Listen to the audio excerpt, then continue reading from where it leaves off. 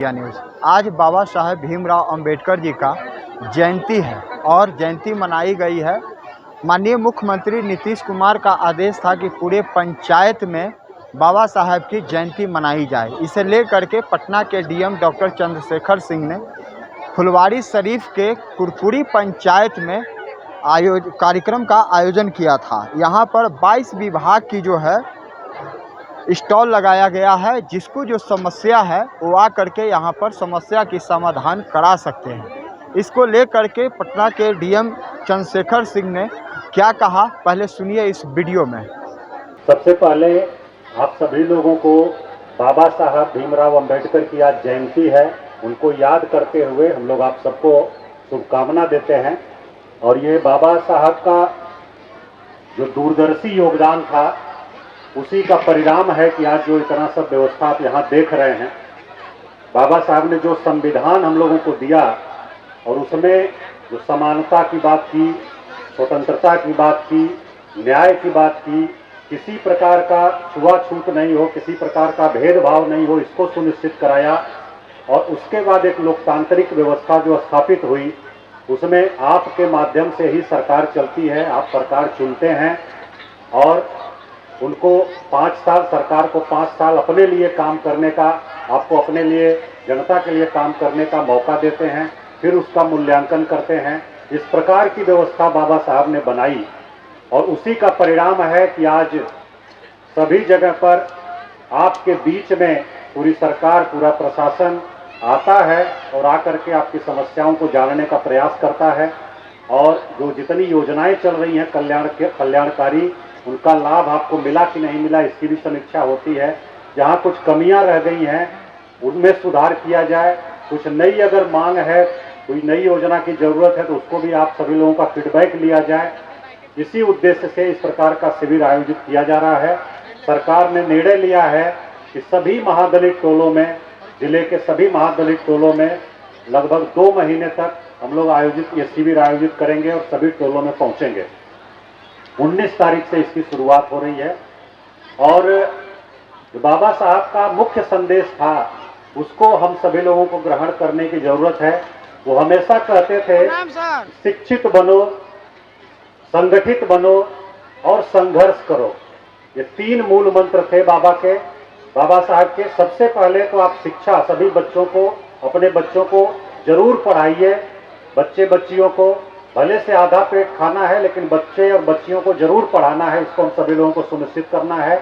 अभी हमको बड़ी खुशी हुई कि महादलित टोले से बहुत सारी बच्चियां, बच्चे यहाँ आए और उन्होंने कोर्स कंप्लीट किया है, कौशल विकास के प्रशिक्षण प्राप्त किया है और एक बेटी नर्सिंग का कोर्स कर रही है।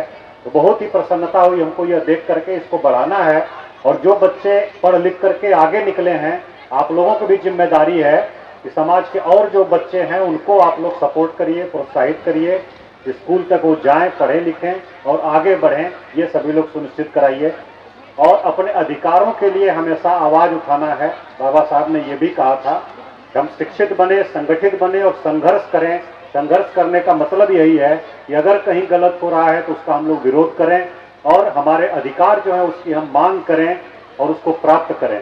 तो ये उद्देश्य है और इस उद्देश्य को लेकर के माननीय मुख्यमंत्री जी के नेतृत्व में सरकार जो कार्यरत है, प्रशासन जो कार्यरत है, वो काम कर रहा है। बहुत सारी योजनाएं चल रही हैं महादलित समुदाय के कल्याण के लिए। आप सभी लोग अवगत हैं कि जब तक सरकार का ये मानना है कि समाज के अंतिम व्यक्ति को जब तक लाभ नहीं मिल जाता तब तक योजना को सफल नहीं माना जा सकता।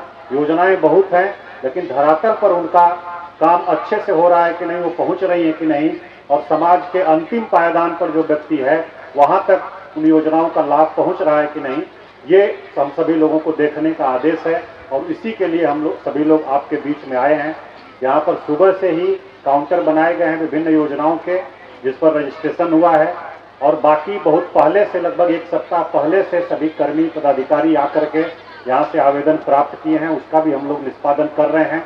और जो बचे खुचे आवेदन हैं उसका भी निष्पादन करेंगे, ताकि सभी लाभ योजनाओं का आप सभी लोगों को मिले। और हर प्रकार की योजना है। आप देखेंगे कि सड़क, गांव-गांव तक सड़क पहुंची, महादलित टोले तक सड़क पहुंची, महादलित टोले की संपर्क सड़क योजना का चलाया गया और उसके तहत सभी महादलित टोलों को सड़क से जोड़ा गया। बिजली घर घर तक पहुंचाई गई, सभी महादलित टोलों में बिजली भी पहुंची है, आप देखे होंगे। और इसके अलावा स्कूल जितने थे उनका जीर्णोद्धार कराया गया, अस्पतालों का जीर्णोद्धार हुआ और बहुत बड़े संख्या में शिक्षकों की भर्ती हुई।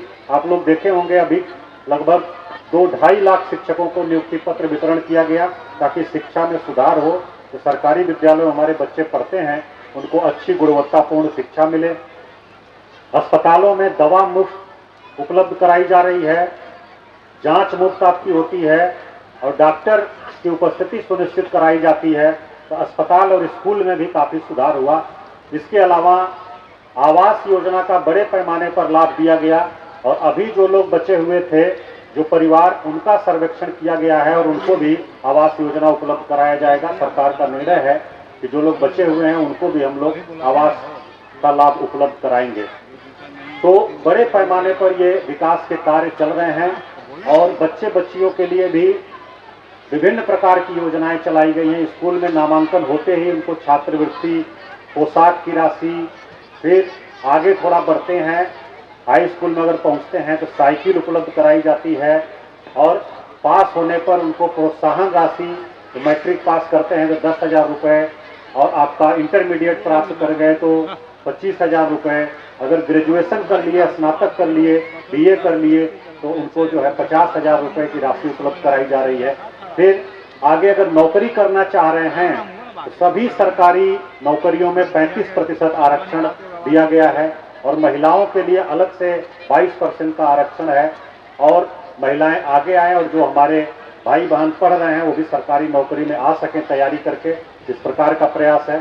जो लोग कोई अपना व्यापार व्यवसाय करना चाह रहे हैं उनके लिए भी योजनाएं चलाई गई हैं, उद्यमी योजना करके चलाई गई है, कौशल प्रशिक्षण योजना चल रही है कि इनको प्रशिक्षित किया जाए ताकि वो बेहतर ढंग से रोजगार प्राप्त कर सकें और अपना अच्छे से अर्जन कर सकें और जीवन स्तर को ऊपर कर सकें। इस प्रकार की योजनाएं चल रही हैं और बड़े पैमाने पर इनका लाभ सभी लोगों को मिला है। हम लोगों का जो अभी तक का अनुभव है, जो समस्याएं रह गई हैं उसमें मुख्य रूप से जमीन संबंधी समस्याएं रह गई हैं। कुछ लोग अभी भी भूमिहीन परिवार हैं जिनको जमीन के पर्चे की जरूरत है, वो हम लोग सर्वे कर रहे हैं, उसको हम सभी लोग उपलब्ध कराएंगे। आवास में भी विभिन्न कारणों से कुछ परिवार छूटे हुए हैं, उनको हम लोग आवास से आच्छादित करेंगे, आवास का लाभ उपलब्ध कराएंगे। ये हम लोगों के संज्ञान में है। ये 2 प्रमुख समस्याएं हैं महादलित टोलों में, जमीन के संबंध में और आवास के संबंध में। इस पर हम सभी लोग काम कर रहे हैं, उसका भी हम लोग बहुत जल्दी समाधान करेंगे। और आप सभी लोग इतना बड़ी संख्या में यहाँ पर आए हैं, आप लोगों का बहुत आभार व्यक्त करते हैं हम लोग। आपके लिए ही पूरा प्रशासन यहाँ आया है और अगले 2 महीने तक किसी न किसी महादलित टोलों में प्रतिदिन हम लोग जाएंगे और आप लोगों से सबसे संवाद स्थापित करेंगे।